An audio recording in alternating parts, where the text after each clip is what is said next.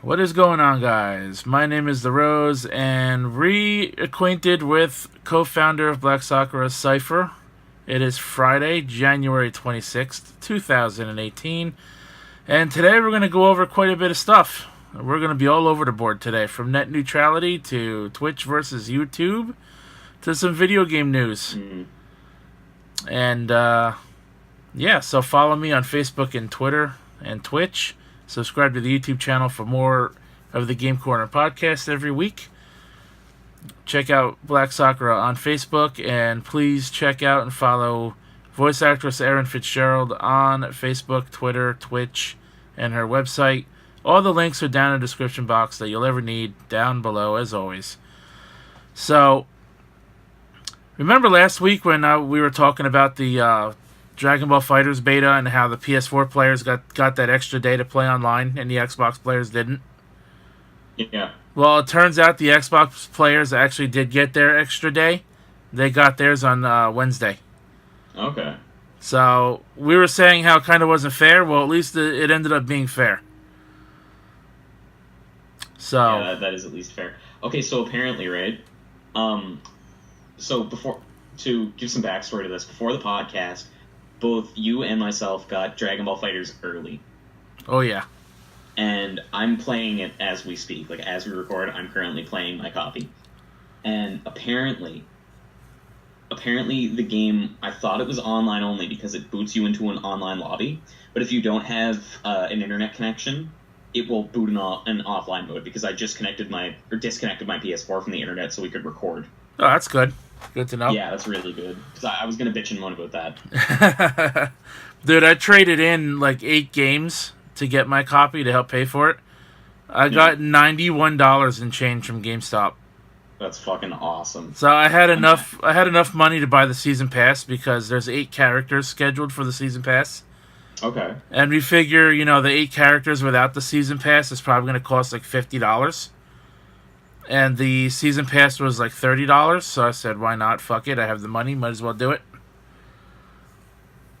And I'm probably going to get it myself when I get the money. I did unbox it already. I was going to do it on this podcast, but I didn't know when we were going to record, or if I was going to record by myself tomorrow. So that video is up on the channel. You can check that out, see what I got. Yeah, we're currently recording at 3 a.m. for me. Yeah, so it's pretty late. 2:30 for you. So it came with 3 art prints, one of Beerus and Goku Blue, one of Super Saiyan 3 Goku. It had Gohan on it, and one other character. And the third one was Android 17 and 18. They were small art prints. They were probably like 3 inches by 3 inches. So pretty small. The Goku statue, 7 inches. I thought it was really cool. It actually has a part on the base of the statue that has like that glow-in-the-dark looking paint to it. Oh, that's cool. So I actually tried to like make it glow, but unfortunately it doesn't glow. Oh, it sucks. And I got the game, of course, and my steelbook. I really like the art on the steelbook. It looks really cool. That's the one thing I really wanted that I was unable to get. Because I had originally, before I was told that like Monster Hunter and Dissidia were coming out, I was originally going to get the collector's edition for this. So yeah, like the steelbook was kind of the one thing that I wanted. Like I didn't really like the way the figure looked in the pictures that I was seeing, and I didn't really care about the art prints all that much. Do you get like an art book or like a soundtrack or anything? Nope. Oh fuck. Okay, yeah, that's really not worth it to me. Honestly, for the money they paid, you could honestly tell that the majority of that money went into the figure itself. Yeah, I just, to put it very bluntly, I just thought that it was kind of a waste of my money because it's $200 Canadian plus shipping and handling. Yeah, that's a pretty big deal. I can buy 3 games for that price. It's a pretty big deal. I mean, I can see where you're coming from, but like I said, I just had to have that fucking statue because I want it. Don't get me wrong. I want the edition, and I may actually end up buying it at a later date if I see that there's like a price drop, which there probably isn't going to be. Let's be real. Yeah, probably not. Well, apparently, I was looking because I collect collector's editions as well. When Nier Automata came out, Square Enix does this really horrible thing where you have to buy from their online store, and so does Nipponichi. But Nipponichi, the collector's editions are usually like quite cheap. Yeah, they're like $70-$80. Not bad. Well, Canadian, you're looking at about 100 between that and shipping and handling, and like the conversion. But for the Nier Automata Black Box Edition, right now on eBay, it's like $1,000. Jesus. Because it comes with a figure and all this other stuff, and the figure alone is very expensive. It's a really high quality figure. Speaking of collector's editions, we will be talking about a collector's edition today. That was announced. I can't wait for that. But yeah. So, what are your initial thoughts on Fighters? Only getting to play it for like maybe 20 minutes. It's been more than 20 minutes. Let me think. When did I go? It's been about an hour now. I've run through the tutorial, and I'm currently doing an arcade ladder. And I know you're not huge into Arc System Works games. I am, and I think that this is basically their test run for BlazBlue Cross Tag Battle. I'm assuming if that game also has a multi-fighter system. I haven't really looked into it, but it's very much akin to Guilty Gear in its presentation, except unlike Guilty Gear and BlazBlue, every hit feels heavy, like it feels right. And do you think the controls feel a little more simplified? Because to me, I think it does. They do, yeah. I think the problem with that is not that the controls themselves are simplified, but in every other game, you tend to have basically, to my knowledge, I think you only have one auto combo in BlazBlue and Guilty Gear, and in this you have 3. Even Persona 4 Arena, I think, only had the one auto combo. So earlier, after I did my unboxing, I was watching the live stream Funimation put on. It was did Schemmel and Sabat go at it? Because they've been talking about that for a while. Yeah, they had 5. They did 5 rounds, and Sean got his ass destroyed. Nice. He got friggin' beat. But so let's tackle some of this news. All right. If we do record a part 2, it'll be tomorrow if you call up for work. I think I'm gonna try to. Well, if you don't, I'm not gonna pressure you. So if you don't, no, I know you're not. But it's like listen, I've got this. I've got Monster Hunter on the way. I'm honestly not feeling too great. So like I may end up just calling in sick. And plus, I woke up at midnight. You just want to play fucking video games. Yeah. Yeah, I know that feeling. But Mr. Chief of Security, Dragon Ball Fighters came out. He just leans across the desk, pats me on the shoulder. Go home to your video game, son. Oh, man. I wish we could have just a day off to play video games from work. Oh, that'd be nice. Like on big release days. We're like, okay, nobody has to work today. Go play your games. If only. I think the nation would collapse overnight, though. So, especially if it's fighting games, because then people would get all salty. Oh, yeah. Fuck, I would get salty. So, the first piece of news, let's do the non-gaming news first. Oh, the Twitch stuff? Well, we're going to do the net neutrality thing first, just to get it out of the way. All right. So, we all know about how it was 17 states that was suing the FCC for repealing the net neutrality. I believe it was on December 11th in a 3-2 vote to repeal net neutrality in the United States. I know you live in Canada, so I don't think this affects you yet, but it may. It does and it doesn't, because most internet traffic in Canada goes through the U.S., but at the same time, Canada also has much stronger net neutrality rules than the U.S. does. So, the amount of people getting sued has gone up to either 21 or 22 states now. So almost half the country. And it turns out that the governor of Montana has found a loophole in a shit pie's government rulings for the new FCC laws. Okay. And he's taking quite a bit of advantage of it, and quite honestly, I like it. So it says here, I got this article off of Engadget. Most of the states fighting the FCC's net neutrality repeal are counting on a lawsuit or legislative measures that could take years to process, but Montana Governor Steve Bullock isn't willing to wait. He just signed an executive order requiring that all internet providers with a Montana government contract from July 1st onward honor the principles of net neutrality for any customer in the state. Given That's that great. Given that most major providers like AT&T, Charter, Verizon, Comcast, etc. have government contracts, this forces telecoms to treat all traffic fairly regardless of what the FCC wants. So what do you think of that shit? I think, well, in Canada, our net neutrality rates, our net neutrality laws, I should say, are much stronger than in the U.S. So, plus, politically speaking, our central government is a lot stronger than in the U.S. So I find it interesting that now the U.S. political system is kind of working against it in its own way, and in a positive way. Like, the states are like, hey, if you don't want to play ball, like, we'll just do it ourselves. Yeah, right. That's pretty much what this governor did. Yeah, that's fucking great. So it also says Bullock also suggested that other states backing net neutrality do the same. This is a simple step, he said in a statement, adding that we can't wait for folks in Washington, D.C. to come to their senses and reinstate the neutrality rules. End quote. Whether or not the order sticks is another matter. The FCC crafted to repeal specifically to prevent states from reinstating consumer protection through their own laws. Bullock and his advisors are betting that the executive order on government contracts represent a legal loophole.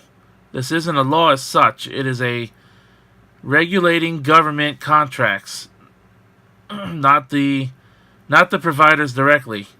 They can block and throttle traffic all they want. They just won't get government business if they do so. So, it sounds like they have to, if they want, I guess, to provide whatever service they want to provide, they kind of have to play ball with the governor of Montana. Otherwise, they're not going to get their way, it sounds like. And I think that because of how lucrative government contracts are, they don't really have much of a choice. So quite honestly, I think all other states should do the same. Yeah, I agree with that. Especially the ones that are, fighting for net neutrality. Last I checked, New Jersey, unfortunately, wasn't one of them. No, that sucks. I hope they are now, since, the list did grow a bit. And even if they aren't, New Jersey, please do what this guy did and keep net neutrality alive for your residents. That's all I gotta say about that. I really cannot fathom the mentality behind getting rid of it. I mean, and they were just saying, like, it's not needed, everything's going to go back to the way it was, prior to 2015. We lived with it then. We could live with it now. Nothing's going to change. Yeah, I think that's bullshit. Yeah, I definitely think that's bullshit. Like, when we talked about this in Black Sakura, I was like, speaking as a Canadian, like, I really don't understand why everybody's so uppity about this, because the vote hasn't come through yet. But now that I've actually, like, educated myself on the matter, it's like, yeah, you guys have every right to be pissed off. Yeah, and then it got repealed, so we lost the vote. And, now it's up to Congress and the Supreme Court.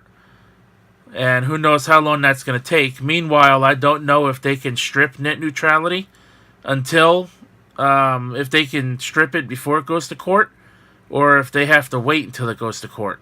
I don't exactly know how that works. Personally, I have no idea. I know that in Canada,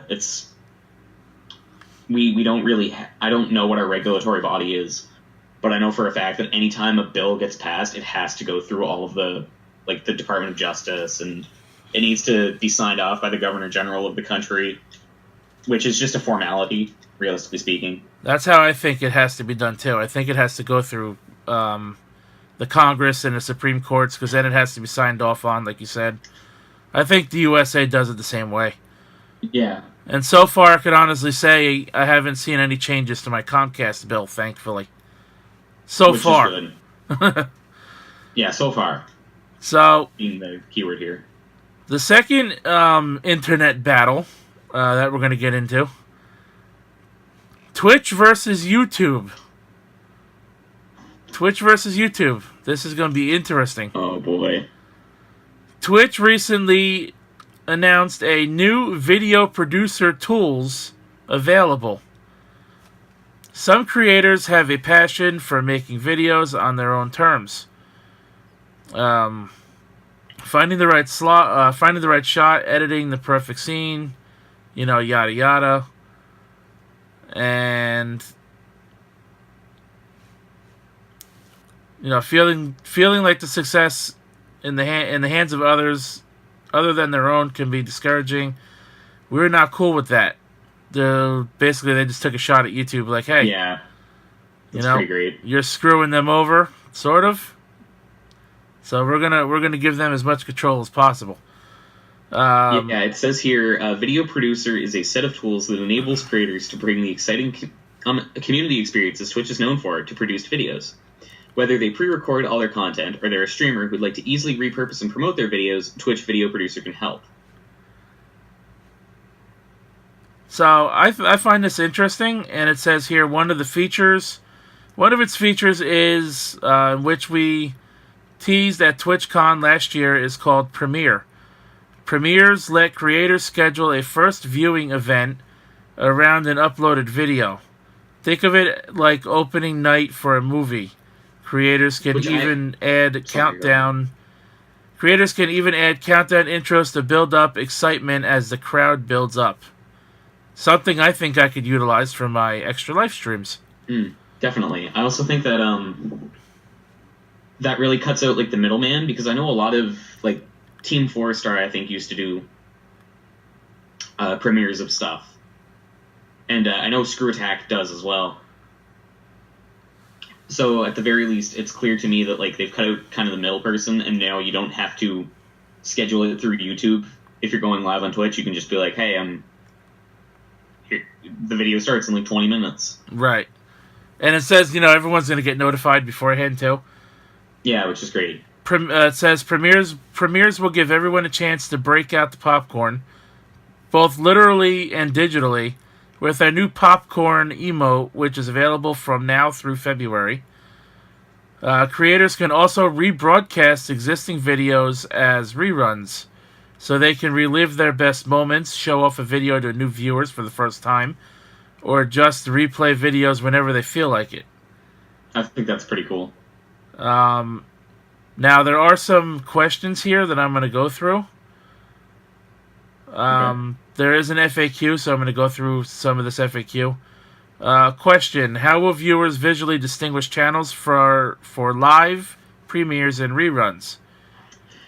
There will be certain icons, and it is on the website. One has the red circle with live next to it. Premiere has like a target bullseye type thing with a premiere next to it. And rerun is the refresh icon with the word rerun next to it. How will my community know when my premiere is about to start? When the premiere is about to begin, everyone who set a reminder for the premiere event page will receive a notification. We also will provide a countdown video prior to the event starting.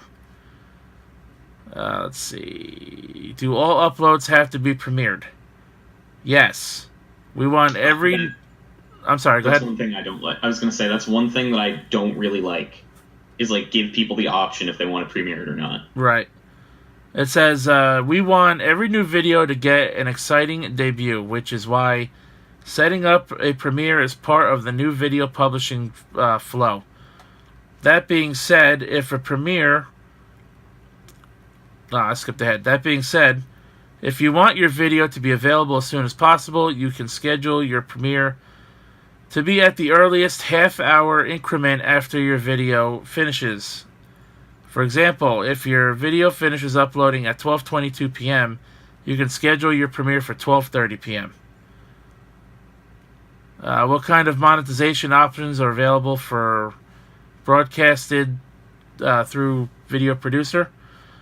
Pretty much all the same options. Many of the same options for live streams exist for video broadcasted through producer, including subs, bits, and the free channel subscription through Twitch Prime. So pretty much through producer tools, you can make money the same way. But what kind of sucks is, because premieres are treated as live streams, if someone thinks you're live by accident, what if they donate and you're not actually live? That person won't get the shout out, they may deserve. Yeah. So people are really going to have to pay attention, I think. Personally, I think that I don't go on Twitch because my internet doesn't really like Twitch. I don't know what the deal is. Right. But I can definitely see this, like, Twitch becoming the new YouTube. Oh, they're certainly working on it. Get its act together. Yeah, that's definitely what they're trying to do. They're certainly working on it. It says, what happens if I go live during a video producer broadcast, such as a premiere or a rerun? You cannot go live until you stop your premiere or a rerun being broadcasted via video producer. So if you set this up, you either have to cut your video off to go live, or you're going to have to just wait. Mm. And then it says, what happens if I'm still live when a scheduled premiere should start? We'll send notifications 5 minutes prior to the start of a premiere, in which we encourage you to stop streaming and participate in your premiere. If you continue to stream, the premiere will not start and show up as failed. You will have to reschedule the failed premiere. So I could see things not going over very well with this right away. No, I think it's a step in the right direction, but I think it definitely needs a lot of tweaking. Yeah, because I could see people screwing this up. Yeah, until they get used to it. I know for me personally, I'm not a Twitch streamer, but I can definitely see the fact that you can't be streaming and have a premiere going at the same time is kind of imbecilic in its own way. Like, I get it to some extent. It's like if you do your premiere of your video and then you want to field questions or something, it's best that you be there for it. But what if I just want to publish a video? The fact that it's demanding that you do that, it seems like a bunch of bullshit to me. Well, see, Twitch had a beta uploader for about 6 months now, maybe longer. Mm-hmm. And when you upload through their beta uploader, you never had to premiere it. You could just upload it, like YouTube, and watch it. Give people the link to it, tweet it, whatever, and people could watch it whenever they felt like it. Okay. I kind of think that's, an option they should still give now. Yeah, definitely. Instead, they're, taking that away, and they're like, yeah, you have to pretend like you're live every time you want to upload. So, that's the non-gaming news out there. Net neutrality. Great. Net neutrality may possibly be saved because of a smart governor. Mm. And we have Twitch trying to duke it out with YouTube. Quite literally. Ding, ding. Round one. Quite honestly, the wrestling fan in me would like to see a steel cage match. And it's going to be a real slobber knocker. What's Twitch doing with that steel chair? The promos would be amazing. Oh, YouTube's got that barbed wire. Barbed wire to the face. So, let's get into the gaming news. Let's talk about that trailer for that game I showed you. Okay. For Lost Sphere. Lost Sphere. The trailer looked really good, and it ran in 60 FPS. I don't know. How I feel about this, because it kind of reminds me of like Bravely Default or I Am Setsuna, or any of those, or even in the world map reminds me a lot of Romancing Saga 2. So I'm definitely interested to see where it goes, because it looks really good. I really don't have any other opinions on it, because I've played enough RPGs now that it's like... It's kind of hard to impress you. It's not even that it's kind of... Well, it is, but, that's just me being difficult to impress. It's kind of hard for me to be like, oh, they're doing something new with it. Like, there's always something to compare it to because most of what I play are RPGs and fighting games.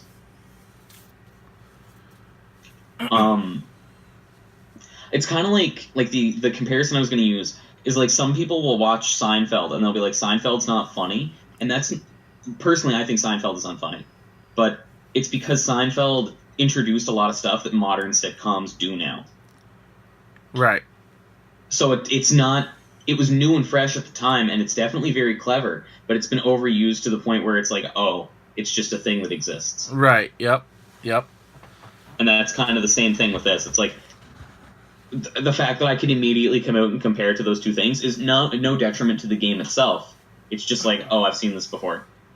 I mean, I think the game is interesting in its own right. The story looks really good. Square Enix is publishing this game.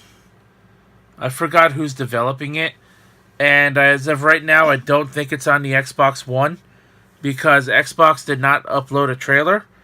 YouTube has right now PlayStation and Nintendo having a trailer uploaded. It's developed by Tokyo RPG Factory. Oh, right. I've never heard of them before, to be honest. I'm actually about to look them up because they sound really familiar. Yeah, they did I Am Setsuna. Okay, so I never played that. Comparison was correct. I never played that one before, and I am interested in that too. I will play that eventually. I haven't played it either. I've been meaning to. Yeah, I'll play that one eventually. Can you do me a favor? Can you look up the Xbox games with gold for February? Xbox games. I'm gonna have to look up the PS4, the PS Plus ones too. Yeah, I don't know if PlayStation announced theirs yet, but Xbox announced theirs yesterday. So I want to get that in there. On Tuesday. Oh wait, no, they're gonna probably announce them this coming Tuesday because they always do it the last Tuesday of the month. Possibly, because so the games that they're currently releasing are Crazy Taxi, Split Second, Assassin's Creed Chronicles, Shadow Warrior, and shit, is that it? Yeah, they do 4 games a month. Yeah. I think everybody should own Crazy Taxi. Crazy Taxi is just fun. Yeah, I'm definitely downloading Crazy Taxi, and as a racing game fan, I could honestly recommend Split Second. I played it on the PlayStation 3. It's a really good racing game. And certain races, like with each lap, the course changes because shit happens on the course, whether shit blows up and debris falls on the track, and you have to take a different route and stuff. It is a great racing game. That's really smart. I really like that. It's not a very long racing game, but it'll give you about 4 to 5 hours of entertainment depending on skill level. Mm-hmm. So I think definitely the Xbox 360 backwards compatible games, definitely think they're worth it. I know Crazy Taxi was one of the most popular Dreamcast games back in the day. As for As for what? As for Assassin's Creed Chronicles, I believe it's Chronicles India. Yeah, it is. And Shadow Warrior, I really don't have a comment on those. I never cared for Ass Creed as it is, and I just never looked into Shadow Warrior enough to care. I can't remember if it was 1 or 2, but I think Shadow Warrior is like it's a very unique kind of like arena shooter where the main character is like a huge wise ass. The writing's really good. Like at times it can be kind of juvenile, but I think it's really good. So I'm not sure if PlayStation announced theirs yet because I didn't see anything about it. I'll take a look. Usually I get the update PlayStation Plus February 2018. Okay, I don't think that's accurate. So apparently there's this claim that they've been leaked, but it's also not by a very reputable source. It's dailystar.co.uk. So even if it's true, it's probably Europe. It's probably Europe. Right. Allegedly, they're claiming Far Cry 4, Dark Souls 2, and Playlink That's You for PS4.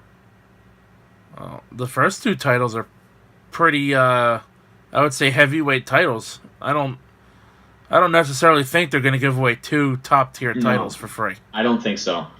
Maybe one of the 2 I could see, but not both of them. Yeah. But like like you said, that's probably going to be on the European PlayStation Store anyway, because each region gets different games for free. Yeah. So if anything comes out about that, I'll break it to you somehow this weekend. But I wanted to mention Xbox because are you familiar at all with the Xbox Game Pass service that started up No. in July of last year? Is that anything like PlayStation Now? Yes, and it's Then cheaper. is it? It's PlayStation Now is fucking expensive. PlayStation Now is $20. Xbox Game Pass is $10. I see. And PlayStation Now, you have to have a good enough internet connection to stream the game. Xbox Game Pass, you don't have to stream it. You could just download it to your console. Huh. And as long as you pay for the service, you can keep that game. You can keep the games you download off of there forever. Well, fuck. Now I'm jealous. I don't Um, even like Xbox, man. That's so the reason I asked you is because it's getting a major update, and it's gonna hurt. It's gonna hurt retail stores a little bit, I think. It says, when we launched Xbox Game Pass in June 2017, I was close, I said July, we knew we wanted to craft a service with gamers in mind. That meant a diverse, expanding library of over 100 games and counting, matched with one monthly price and unlimited access to download and play full fidelity experiences. We've been blown away by the incredible response following launch. We heard from fans around the world who wanted Xbox Game Pass in their country. In September, we expanded globally, and Xbox Game Pass is now available to fans in 40 countries. We will also continue to expand the catalog with new games added to Xbox Game Pass every month, so there is always something new to play. We know our fans value having a variety of games to play at a low monthly cost. We also heard from fans the ability to play new blockbuster titles on the Xbox Game Pass is important, so we're continuing to explore new ideas to make this possible. We are excited to announce plans for a major expansion to Xbox Game Pass that underscores our commitment to deliver to our fans the ultimate gaming subscription service. Moving forward, we plan to release all new Xbox One exclusive games for Microsoft Studios in Xbox Game Pass on the same day as the global release date. This means that when Sea of Thieves launches on March 20th, it will be included in Xbox Game Pass to all members. This plan is to bring new games timed with their global releases, and Xbox Game Pass not only included the announced title Sea of Thieves, but State of Decay 2, Crackdown 3, and future unannounced games from Microsoft Studios, including new iterations of our biggest exclusive franchises such as Halo, Forza, and the Gears of War series. In addition to this, they're also introducing a 6-month subscription card at GameStop and locations like that. It's going to be $59.99. I'm assuming that's in US. Yes. Beginning March 20th when Sea of Thieves drops. But honestly, buying the 6-month card is kind of a waste because you're gonna value for the 12 months. Well, I mean, not exactly, because you're gonna pay the same amount anyway, whether you pay monthly or you pay by, every 6 months. Yeah, I guess. So, I mean, I guess it's worth it in the in the long run, because say you want to keep your service, but 1 month you don't have $10 to pay for it. So if you had already bought a 6-month card, within that 6 months you don't have to worry about that $10 every month. Yeah. But you're still paying the same amount. You're just going to pay it up front. I guess it's not a bad idea. So, what do you think of being able to download Microsoft Xbox exclusive games for only $10 a month, rather than going to the store and spending $60 on, say, the next Halo game or Gears of War 5 or something like that. Honestly, dude, there's got to be like a catch of some kind. Because it doesn't sound like there's a catch. And plus, if you're somebody who is like me, who hasn't even used their 14-day free trial they offer yet, I would technically be able to play Sea of Thieves for free for 2 weeks. And then if I decide that I don't like the game, I don't have to go out and buy it, and I've got to try it for 2 weeks. Brand new game. Fair enough. That's what I'm saying. That could hurt. Not drastically, but it could hurt sales to like mainstream stores a little bit, like Walmart, Target, GameStop, or Toys R Us. And Toys R Us, I don't know if you know about them, but they're already suffering losses. Yeah, I've heard that in the U.S. they're doing really poorly, but in Canada apparently they're doing quite well. They are closing 180 stores. It was announced Wednesday morning. They're closing 180 stores in the U.S., and in my state alone, they're closing at least 12 of them. Shit. And, it's kind of sad to see because I grew up, spending a decent amount of money at Toys R Us. So, Xbox Game Pass getting a major expansion, allowing the addition of brand new Microsoft Studios exclusive games the same day as their street release dates. So that is interesting. Interested to see exactly what games they're going to put in there. Yeah, I think that in an era where the console wars are primarily online and are not necessarily related to the games that we're getting, because PS4 and Xbox One don't really have that many exclusives, or at least as many as they would have, like when the PlayStation and the Xbox first came out. Right. I think that things like this differentiate the service in a lot of good or at least interesting ways. Like, I'm curious to see how this is going to turn out. Same here. And like I said, I don't think it could negatively affect, sales enough to hurt stores. I'm curious to know, how much it could affect GameFly, however, since their service is more than $10 a month. And if anybody who uses GameFly is an Xbox gamer, well, they might be losing some money. Yeah.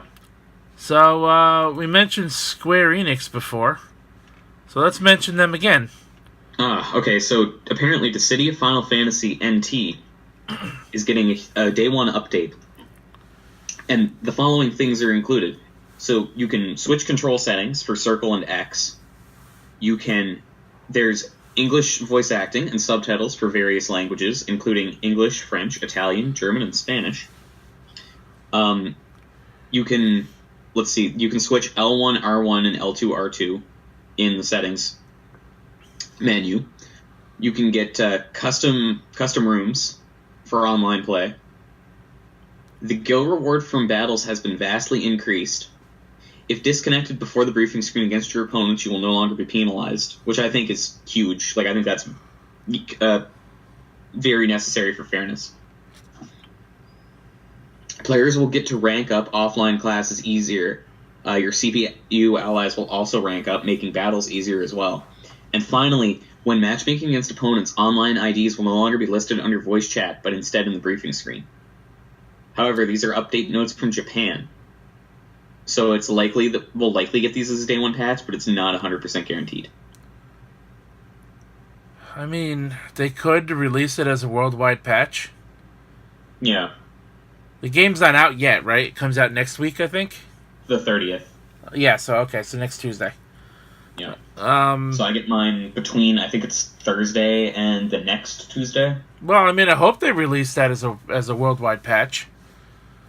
Yeah, I think that's kind of, like I said, I think that most of these are necessary to make the game fair, or at the very least they're features that probably should have been in there in the first place.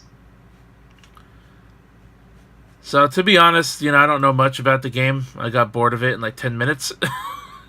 I'm just kidding because I want the Steelbook at this point. So, not that I dislike the game or anything. I maybe try it again sometime down the road. Mm. But as of right now, I don't. Are you saying you're going to catch its ass down the road? Possibly. Speaking of catching somebody's ass down the road, Sonic the Hedgehog creator Yuji Naka joined Square Enix. Man, I can't wait to get that Create a Sonic RPG that we've all been waiting for.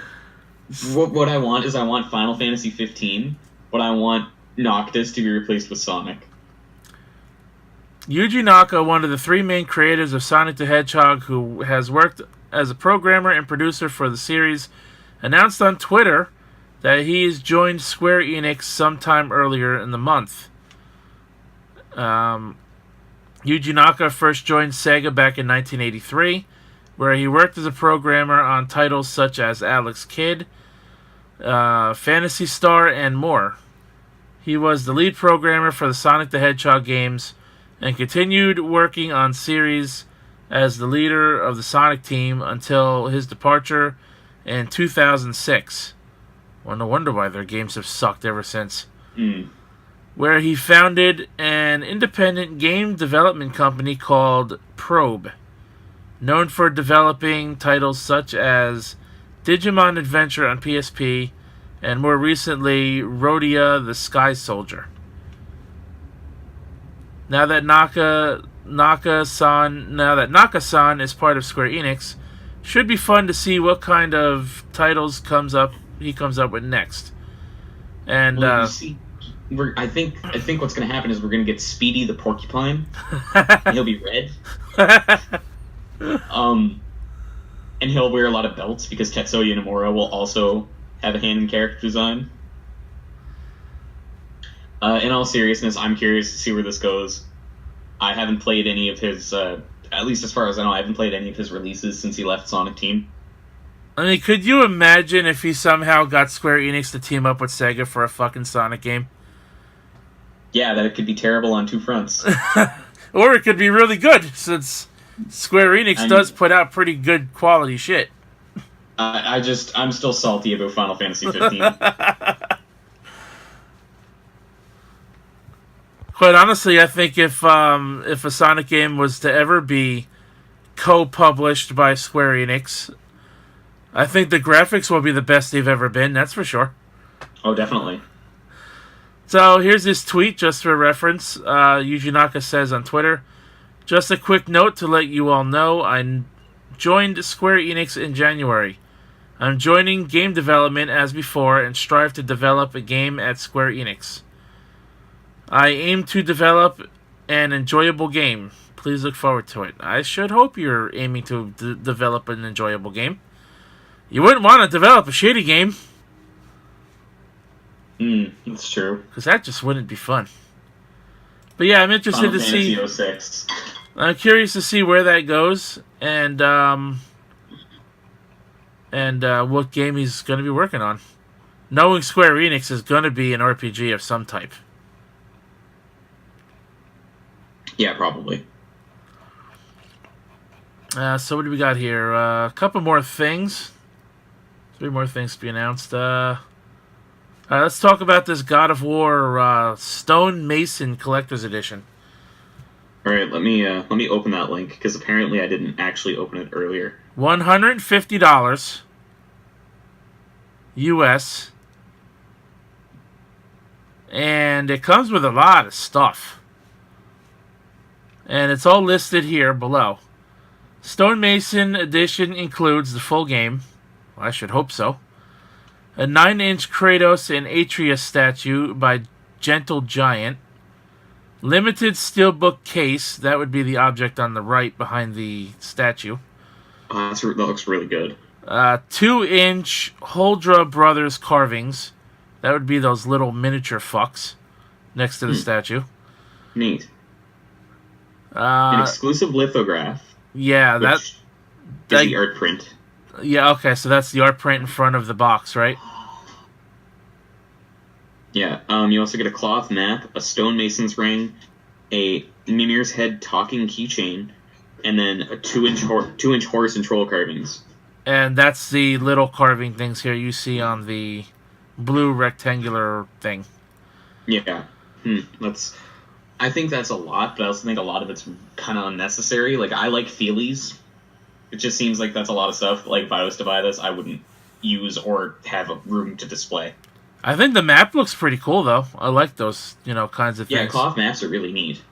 Like, I got, in that Neptunia share discs thing that I bought, Yeah. it came with a map of the in-game continent, game industry. It printed on papyrus paper. Oh, that's cool. That's really cool. And I looked at that, I'm like, wow, this is really cool. I'm like, where did they get papyrus paper? I didn't think they still made that kind of paper these days. I think you'd have to make it yourself, wouldn't you? I don't think it exists anymore unless you produce it yourself somehow. You also get in-game content includes Defender of the Chosen's Shield, Death Vow armor set, Exile's Gauntlet Shield, God of War Digital Comic #1 by Dark Horse, God of War Digital Mini Art Book by Dark Horse, and you get a dynamic theme for your PS4. Personally, I like Dark Horse comics. I actually follow a guy on YouTube who has done work for Dark Horse Comics in the past. That's neat. So if you know who Mark Crilly is, then you might know the work he's done. I actually don't. I like watching him draw for some reason. Okay. Probably because I suck at it. So yeah. What do you think of the price though? $150. Let me think here. I'm on GameStop.com. I'd have to figure out what that is in Canadian, but I think that's a pretty fair price for the amount of stuff that you get. I don't think, honestly, well, from what I bought from the Dragon Ball FighterZ Collector's Edition for $10 less, you certainly get a lot less. That's for sure, compared to this new God of War. Oh, and there is a release date for the game. It comes out April 20th. Of this year? Yes. So the game finally has a release date, April 20th, 2018. I see. Little bit of Dragon Ball news. Dragon Ball Xenoverse 2 gets first screenshot for Dragon Ball Super's Android 17 and Jiren characters. I'm surprised this game is still getting supported, to be honest. Yeah, I was about to say that myself. I've got nothing against it. It's just, I don't know. I've heard Xenoverse was very lacking. Yeah, it's a very unbalanced game. I was very bad at it. Dragon Ball. I mean, I'm kind of expecting it to be unbalanced, if I'm honest. Yeah, I mean, I was really bad at it online. It says, following the announcement of adding Dragon Ball Super's Android 17 and Jiren to Dragon Ball Xenoverse 2, Bandai Namco recently shared their first screenshots and additional details. And the screenshots are here, down below. There looks like there's a map. The character 17 wearing an MIR shirt. Now, Jiren is a character I'm not familiar with because the dub of the series is not that far. We're just seeing Goku Black now. Yeah, they're only, at least from where I'm streaming it, that they were only up to episode 38 the last time I was watching, but I know that they've dubbed more than that. It's up to episode, I think, tomorrow we're going to get episode 47 or 48. I see. And the series is coming to an end in Japan on March 25th. That's not actually accurate. They're going on hiatus in March. A lot of people say that they're ending. I don't think they're going to end. Well, yeah, because a lot of people... Well, that's just how it was being worded. Yeah, that's fair. Because there is a movie coming out. But anyway, Bandai Namco is pleased to share details about Dragon Ball Xenoverse 2. New characters from the Tournament of Power Dragon Ball Super join the fight. Jiren is a member of the Pride Trooper and the strongest warriors of Universe 11. He has a special moves such as Meditation and Power Rush, which no other character can contain. Android 17 has a new ability which allows him to absorb attacks as well as a brand new fighting style. Well, that's interesting. Too bad I don't have that game anymore. I don't care. I'm not going to buy it. Yeah, I'm not going to buy it either. So, I've moved on, man. Fighters is the better game. Yep. Let's see.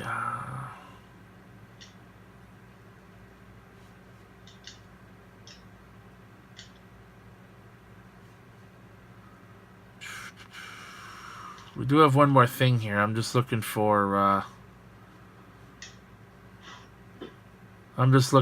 see if there's any more news out there that's come out. Well, we had the collector's edition, and we also had that Japanese news that you sent. Oh yeah, from Nintendo. Yeah, from Nintendo. That's the last thing. Yeah. Okay. I'm just looking to see if anything else came out in the last day. So far, I don't really see anything. Oh, there's a new character coming to King of Fighters 14. Yeah, I still haven't bought it. I really want it. I just haven't bought it yet.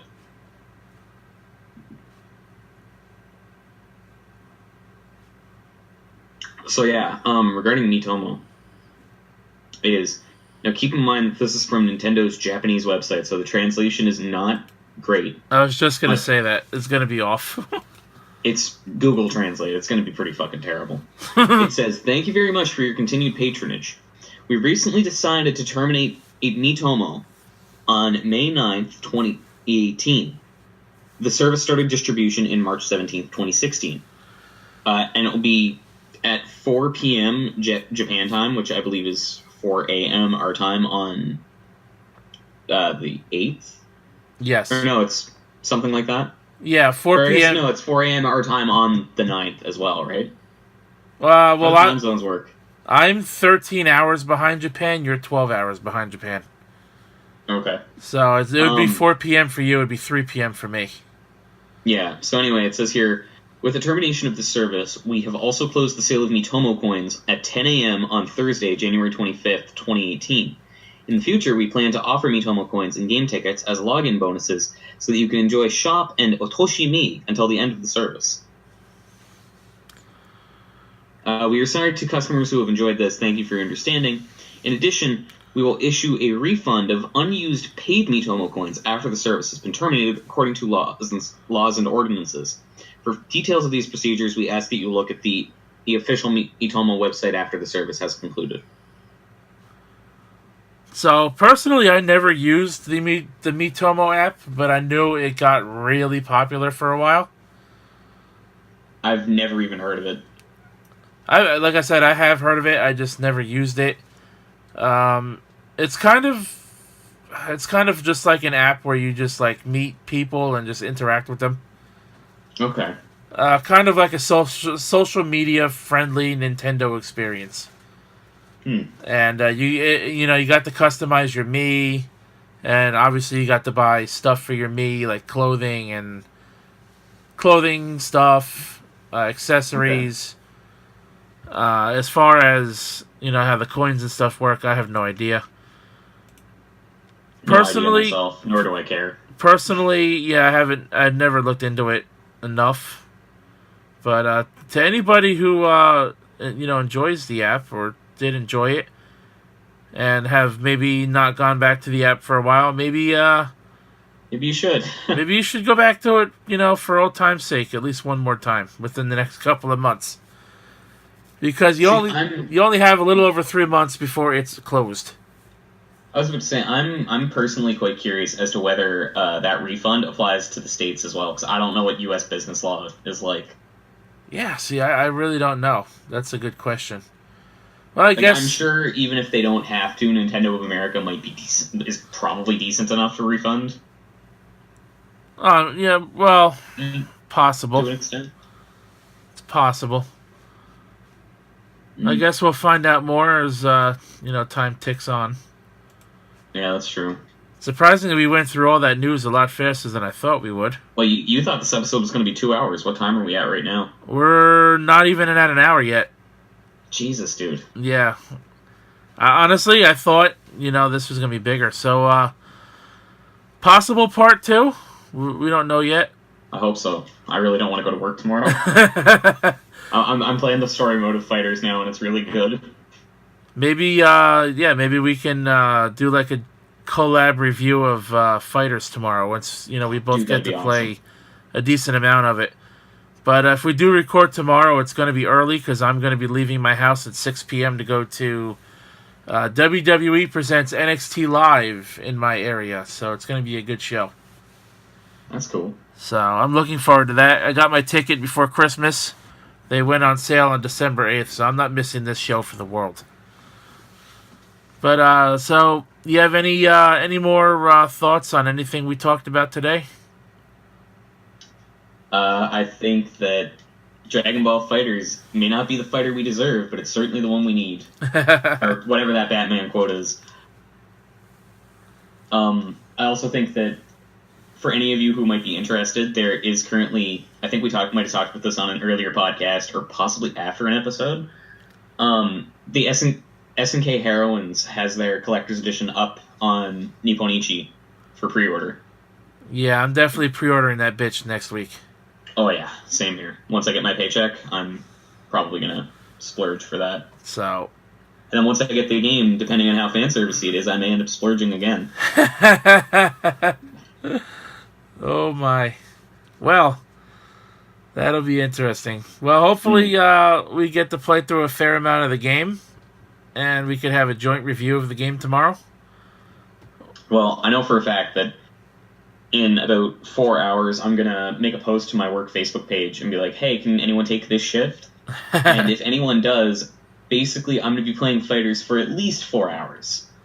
I hear the story mode isn't all that long. Like, I saw somebody live streamed it, and they beat it in like 3.5 hours. Huh.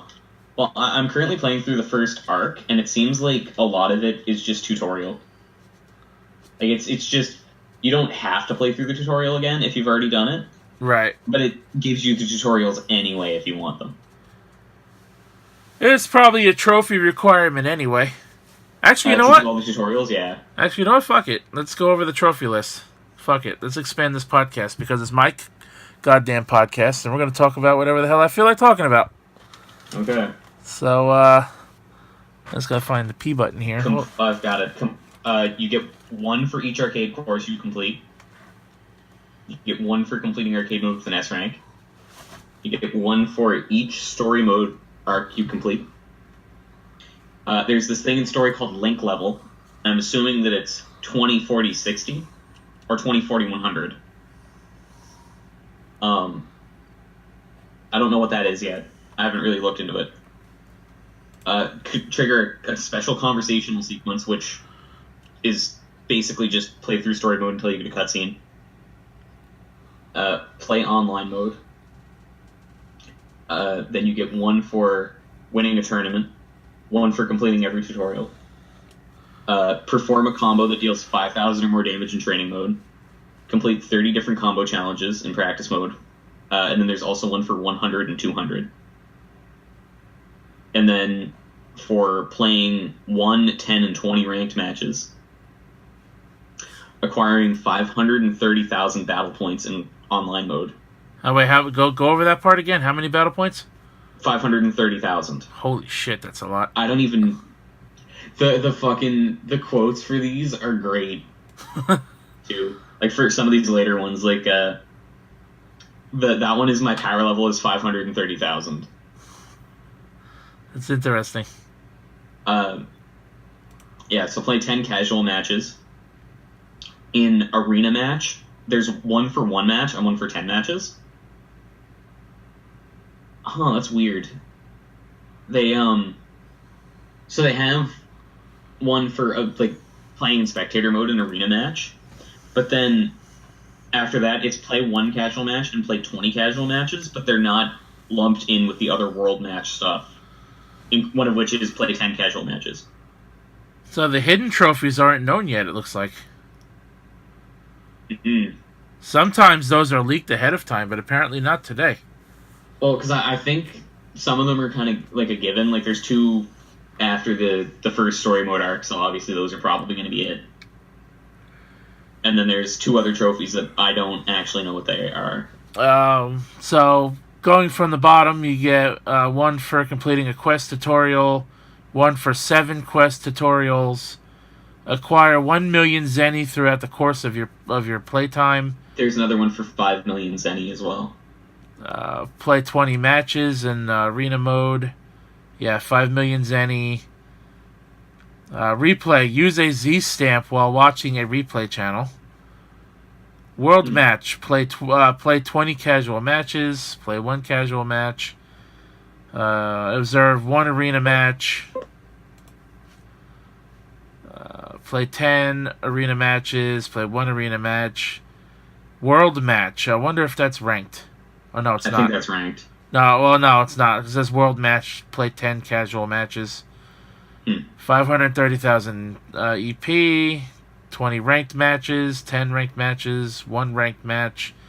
Complete 200 different combo challenges. That's going to piss me off. I can't. Well, actually, I found that the combo challenges are really easy. I suck at combo challenges at no matter what fighting game it is. That's fair. 200, 130. Perform, the 5,000 damage. Complete all battle tutorials. Emerge as champion. Local battle, play 1 match, which means I don't know how I'm going to do that because I don't have anyone to play with me. I mean, me. Well, no, in local battle, that's like couch couch Shit. play. Okay. I'll have to rope my roommates into it then. Yeah. Did you not have a second controller that you could just be like... Yeah, I could, but, it's kind of gay to cheese it like that. I mean, but I guess I kind of have to. It does kind of suck, but like... Trophy Triumphant is the name of the platinum this time around. I was really hoping it would be over 9,000. Yeah, right? Although they might have done that with a different game, so they probably don't want to do it again. I think they did. One of the Raging Blasts, I think, or one of the, like, Ultimate Tenkaichi or Xenoverse, maybe. I know one of them did. Stamp of approval. Let me play 2. So it seems like this trophy set is not that hard. I thought being a 2D fighter, I thought it would be harder than this. Oh, dude, I'm still working on those Blaze Blue Platinums. I cannot do challenge mode worth a damn. So, that's the trophy guide. Actually, you know what? Monster Hunter World came out too. Let's go over that one for the hell of it. Fuck it. Wait, what did? Monster Hunter World. My copy of that's getting in later today. Oh, we can still go over the trophies. Let's see. What do we got? Fair enough. Trophies. Alright, out. Come on. Nope. Next page. Mega Man. Minecraft MLB. Play for 1 billion hours. Mortal Kombat. Is it not on here? Oh, I skipped over it. Whoops. I actually think my roommate's playing Monster Hunter World right now. He's not in bed. Blitz. You know what? I don't think the trophy guide is up yet. Or not the trophy guide, the trophy list. At least not on the page I'm on. Monopoly. Oh, nope, there it is. 50 trophies. Oh, God. Complete 50 optional quests. Complete your first investigation. Complete 50 investigations. Complete your first arena quest. Complete 50 arena quests. Establish 5 camps. Escape the Jagras Park, the Jagras Pack, by hiding in some shrubs. Catch your first fish. Cook your first well-done steak. Steak should never be cooked well done. That's a sin. No, medium rare. Mount your first monster. Obtain 100,000 research points. Process 1 million zenny. Obtain 5 highly rare pieces of armor. Obtain 5 highly rare weapons. Move into an upgraded room. Befriend your first tail raider. Become fully proficient with any Palico gadget. Research everything about almost every monster. Record your first miniature crown in your hunting log. Obtain a miniature crown for 10 or more monsters in your hunting log. Obtain a miniature crown for almost every monster in your hunting log. Record your first great crown in your hunting log. Obtain a great crown for 10 or more monsters in your hunting log. Obtain a great crown for almost every monster in your hunting log. Capture your first monster. Capture 50 monsters. Slay 50 elder dragons. Hunt 100 large monsters. Hunt 500 large monsters. Fire an SOS flare for the first time. Respond to an SOS flare and help complete 10 quests. Complete a quest via multiplayer. Complete 100 quests via multiplayer. Collect over 50 guild cards. Reach Hunter rank 100.